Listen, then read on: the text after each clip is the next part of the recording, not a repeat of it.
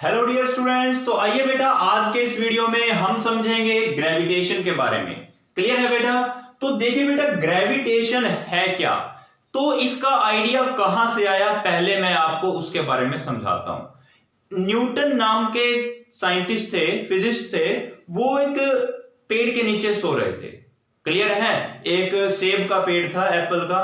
तो उनके ऊपर एकदम से क्या हुआ, एक सेब आकर के नीचे गिरा। तो उनके माइंड में क्वेश्चन आया कि आखिर ये सेब नीचे ही क्यों आया, मतलब कि ये सेब नीचे गिरा ही क्यों। तो वहां से उनके माइंड में आइडिया आया और उन्होंने पता लगाया कि जो है अर्थ के ग्रेविटेशनल फोर्स की वजह से सेब जो है नीचे गिरा है। तो बाद में क्लियरली जब उन्होंने स्टडी किया तो ये पता चला कि इस यूनिवर्स में हर एक ऑब्जेक्ट किसी भी हर दूसरे ऑब्जेक्ट पर एक अट्रैक्टिव फोर्स लगा रहा है। मतलब कि इस यूनिवर्स में कोई भी दो बॉडीज है ना, वो एक दूसरे की तरफ अट्रैक्ट होती हैं हमेशा। तो इसी अट्रैक्टिव फोर्स को बेटा हम बोलते हैं ग्रेविटेशन। और धरती ने भी इसी तरह से एप्पल के ऊपर क्या किया, फोर्स लगाया, जिसकी वजह से एप्पल धरती पर गिर गया। अब ऐसा नहीं है कि धरती ने ही एप्पल पर फोर्स लगाया, एप्पल ने भी लगाया था धरती पर फोर्स। तो धरती ऊपर क्यों नहीं गई एप्पल के पास? क्योंकि यहां पर आपको खुद समझदार हो, धरती का मास एप्पल से, अर्थ का मास जो है एप्पल से बहुत ज्यादा है, तो एप्पल का मास तो बहुत कम, तो इसीलिए एप्पल धरती के ऊपर आ गया, एप्पल धरती के ऊपर गिर गया। तो बेटा ये बात समझ में आई, ग्रेविटेशन क्या है? All the object in this universe attract each other by some force. इस यूनिवर्स में हर एक ऑब्जेक्ट किसी भी दूसरे ऑब्जेक्ट पर क्या करता है, फोर्स अप्लाई करता है। क्लियर है? कोई भी दो ऑब्जेक्ट रखे हैं वो हमेशा एक दूसरे को के ऊपर एक अट्रैक्टिव फोर्स अप्लाई करते हैं। इसी अट्रैक्टिव फोर्स को बेटा हम क्या बोलते हैं, ग्रेविटेशन या फिर ग्रेविटेशनल फोर्स। क्या बोलते हैं इसको? ग्रेविटेशन या फिर ग्रेविटेशनल फोर्स। क्लियर है बेटा? तो नेक्स्ट देखिए, the force of gravitation due to the earth is called gravity. जब हमने कहा कि हर एक दो बॉडी इस यूनिवर्स में एक दूसरे को अट्रैक्ट करती हैं। अब मान लीजिए एक ऑब्जेक्ट बॉडी, दो बॉडी में से कोई एक बॉडी जो है वो अर्थ है। क्लियर है? और दूसरी बॉडी कुछ भी हो सकती है, कुछ भी। तो जो अर्थ का ग्रेविटेशनल फोर्स लगेगा जब किसी बॉडी पर, तो उस ग्रेविटेशनल फोर्स को हम नाम देंगे ग्रेविटी। क्या नाम देंगे बेटा उसको हम? ग्रेविटी। तो ग्रेविटी क्या है? जो धरती का ग्रेविटेशनल फोर्स है उसी को हम ग्रेविटी बोलते हैं। क्लियर है बेटा? यहां तक आपको समझ में आ चुका होगा। तो चलिए जल्दी से इस वीडियो को पॉज करके यहां तक आप नोट कर लीजिए, फिर हम समझते हैं यूनिवर्सल लॉ ऑफ ग्रेविटेशन। तो चलिए बेटा अब हम समझते हैं यूनिवर्सल लॉ ऑफ ग्रेविटेशन के बारे में। देखिए यूनिवर्सल लॉ ऑफ ग्रेविटेशन क्या कहता है, मान लीजिए हमारे पास कोई भी दो ऑब्जेक्ट हैं, कोई भी दो ऑब्जेक्ट वो हमेशा एक दूसरे को अट्रैक्ट करते हैं, और ये जो फोर्स ऑफ अट्रैक्शन है इनके बीच का, this force of attraction is directly proportional to the product of their mass. ये डायरेक्टली प्रोपोर्शनल का साइन, ये क्या है, force between two bodies, directly proportional to the product of their mass, मतलब कि इनके मास के का प्रोडक्ट यानी कि मल्टीप्लीकेशन। यानी बेटा जैसे इस, आप देखिए क्या कहता है ये law, the force between two bodies is directly proportional to the product of their masses. Clear? And this force is inversely proportional to the square of the distance between them। ये क्या है? स्क्वायर किसका? Distance का between the two objects। Clear है?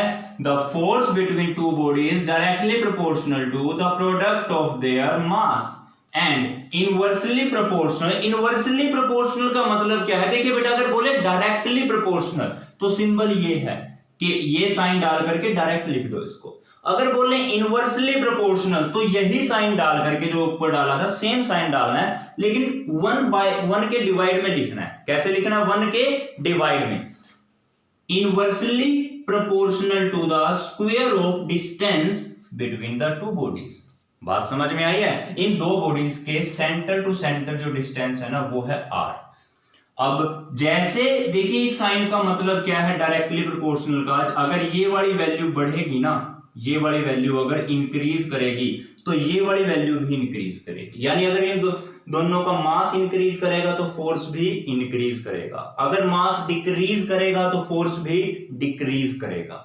ये मतलब है इस डायरेक्टली प्रोपोर्शनल का। क्लियर? और इनवर्सली प्रोपोर्शनल का मतलब क्या है कि अगर ये वाली वैल्यू बढ़ जाती है तो ये फोर्स बेटा घट जाएगा। बात समझ में आ गई? और अगर ये डिस्टेंस घट जाता है तो फोर्स बढ़ जाएगा। बात समझ में आ गई है? तो ये मतलब है इनवर्सली का। इनवर्सली यानी उल्टा। तो अगर ये वैल्यू घटेगी तो ये बढ़ेगी, अगर ये बढ़ेगी तो ये घटेगी।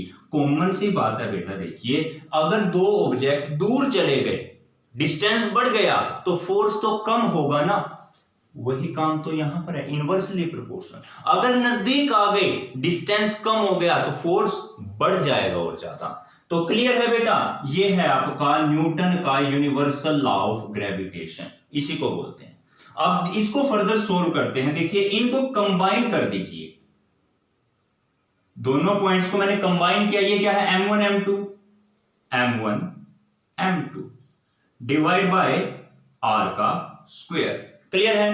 अब इस साइन को हटाना है हमें और यहां पर इक्वल का साइन लेके आना है। देखिए जब भी इस साइन को हटाने के लिए मैं इक्वल का साइन लाता हूं तब हमें क्या करना है, हम यहां पर एक कांस्टेंट नंबर का यूज करते हैं। यहां पर उस कांस्टेंट का नाम है g। यहां पर वो कांस्टेंट नंबर क्या है मेरा? g।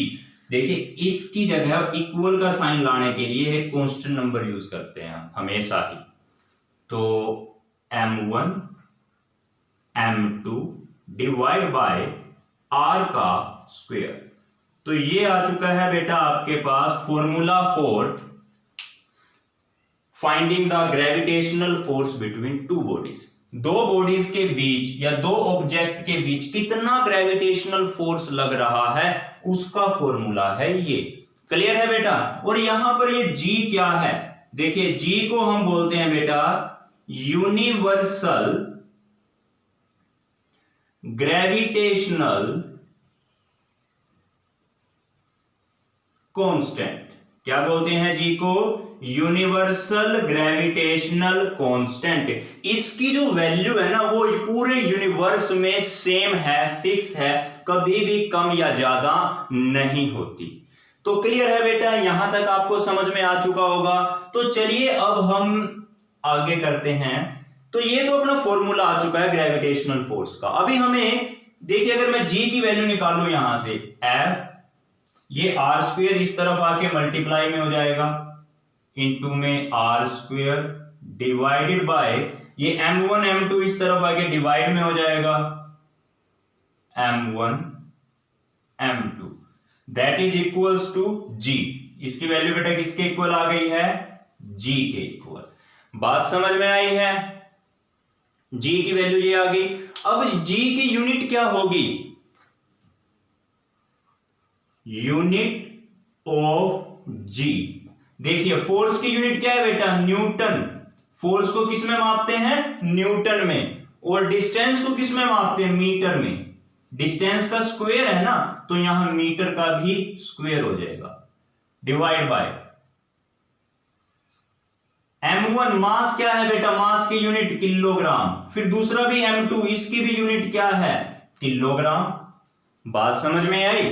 तो ये देखिए बेटा newton metre square divide by kilogram into kilogram, दो बार हो गया ना तो किलोग्राम का स्क्वायर। तो बेटा इसको आप ऐसे लिख सकते हो न्यूटन मीटर स्क्वायर, इसको ऐसे लिखने की बजाय पर किलोग्राम स्क्वायर। क्लियर? या इसकी यूनिट को आप ऐसे भी लिख सकते हो न्यूटन मीटर स्क्वायर। ये साइन अगर हम हटा दें तो यहां माइनस आ जाता है, पर किलोग्राम स्क्वायर। क्लियर है बेटा? ये याद रहेगा आपको।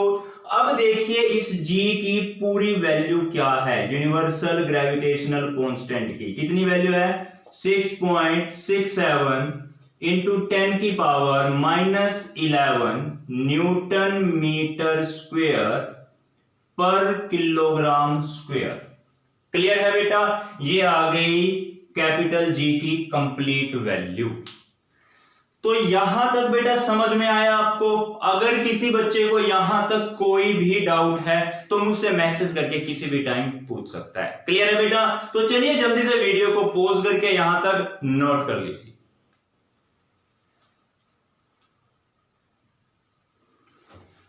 तो बेटा नेक्स्ट क्वेश्चन आता है, what is the importance, importance बोल सकते हैं, सिग्निफिकेंस बोल सकते हैं, या application of the Newton's law of gravitation. Newton law of gravitation की क्या सिग्निफिकेंस है, क्या इसके एप्लीकेशन है, कहां यूज होता है? देखिए बेटा, जो हमारी अर्थ है, अर्थ के ऊपर जैसे बारिश हो रही है, पानी की बूंदें नीचे गिर रही हैं, किसकी वजह से? अर्थ के ग्रेविटेशनल फोर्स की वजह से। अर्थ सन के चारों ओर चक्कर लगा रही है, क्यों? क्योंकि अर्थ और सन के बीच में ग्रेविटेशनल फोर्स है। क्लियर? मून है वो अर्थ के चारों ओर चक्कर लगाता है, क्यों? क्योंकि मून और अर्थ के बीच में भी कौन सा फोर्स है? Gravitational force.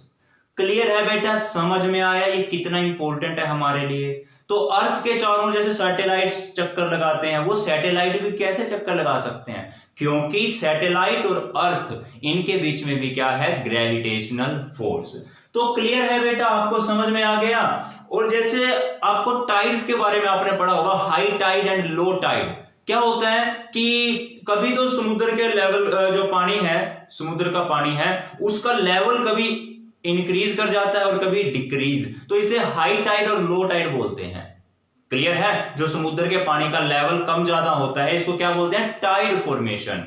तो समुद्र में बेटा जो टाइड फॉर्मेशन है वो भी किसकी वजह से है? Gravitational force of the moon. किसकी वजह से बेटा? Gravitational force of the moon. तो बेटा समझ में आया? अब जैसे हम अर्थ पर हैं इस टाइम, क्यों?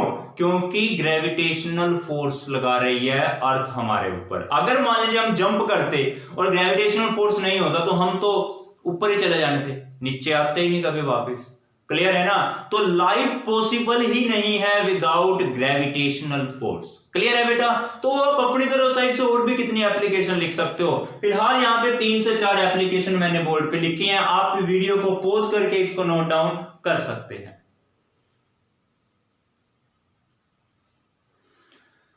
तो क्लियर है बेटा? नोट कर लिया? तो ठीक है बेटा, अपने नेक्स्ट टॉपिक के साथ मिलेंगे हम अपनी नेक्स्ट वीडियो में। तब तक के लिए bye bye, thank you and have a nice day.